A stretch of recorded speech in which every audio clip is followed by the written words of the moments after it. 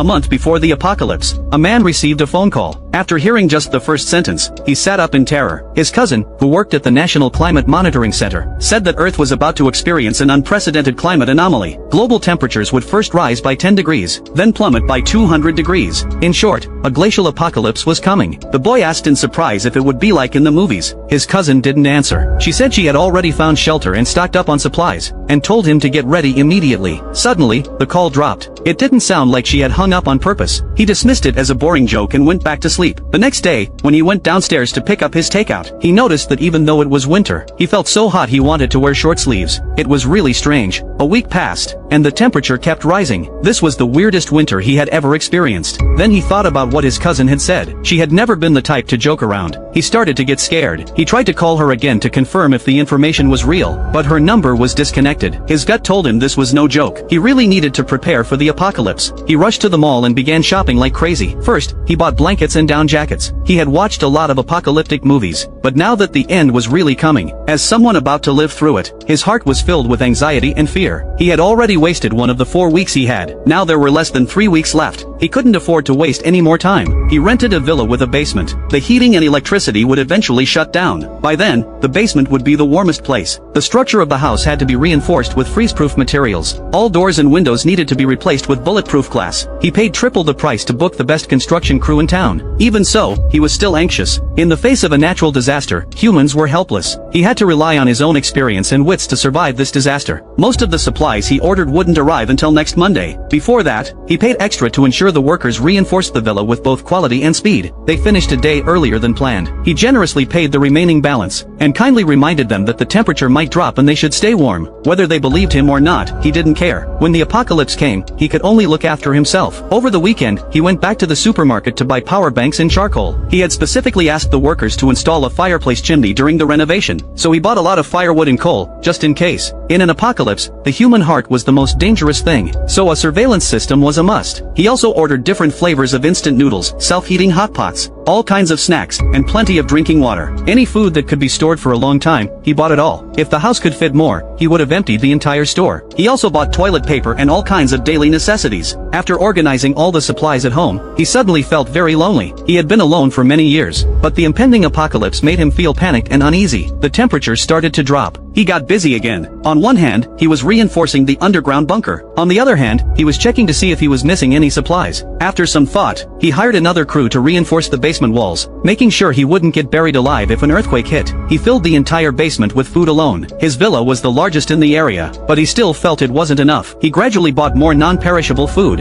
and even a lot of alcohol. If the temperature got too low, drinking could help keep the cold away. He also stocked up on a large amount of meat. Meat could be stored frozen for a long time. Finally, he went to the pharmacy and bought cold medicine, anti-inflammatories, and various medications for frostbite. On the night before the apocalypse, he sat on the sofa, deep in thought. He had only ever read about doomsdays in novels. He never thought something like this would actually happen to him. He walked to the window and looked up at the sky. There was no moon tonight, but the sky was red. His unease reached its peak at that moment. Then, snowflakes began to fall, signaling that a doomsday catastrophe was on its way.